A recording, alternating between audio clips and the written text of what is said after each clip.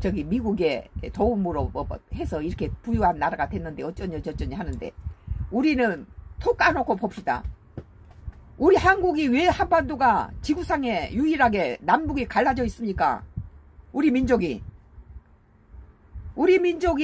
소련하고 미국의 힘겨루기에 이용된 것입니다. 지금 소련하고 미국이 서로 총질해서 자기 영토에서 싸움질 안 하고 우리나라를 대리전을 치는 거예요. 대리전을. 소련하고 미국의 힘겨루기에서 우리는 이용당한 이데올로기에 희생양이 된 거죠.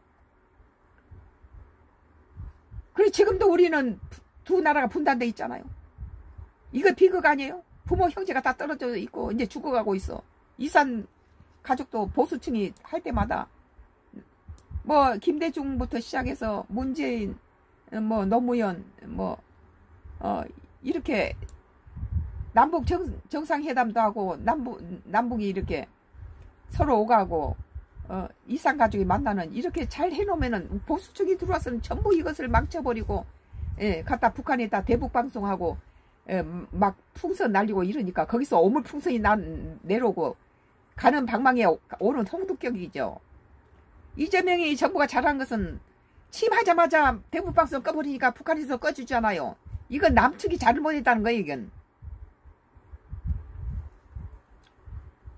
이 모든 이런 우리나라가 우리 민족의 반으로 두 덩갱이 남북으로 나눈 것은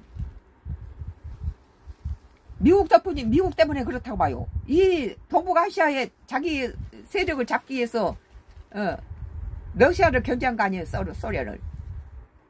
한반도를 놓고 소련하고 미국이 힘겨루기를 한 겁니다. 힘겨루기. 그래 놓고 나서는 무슨 저기 러시아는 북한을 갖다 관할하고 남쪽은 미국과 유엔이 관할했는데 지금 우리 남쪽에서는 박정희 정부 들어와서 뭐 새마을 운동이라든지 우리 남쪽은 엄청난 북한보다 더 가난했어요. 전쟁 끝나고. 이건 미국이 도와줘서 그런 게 아니에요. 이승만 정부 때 엄청 가난했죠. 이승만 정부 때 내가 국민학교를 다녔는데 그때는 아이들이 시골 아이들이 이렇게 저기 가방이 없어가지고 보자기에다 책을 싸가지고 이렇게 등에다 허리에다 메고 하얀 저고리에다가 치마를 입고 그랬어요.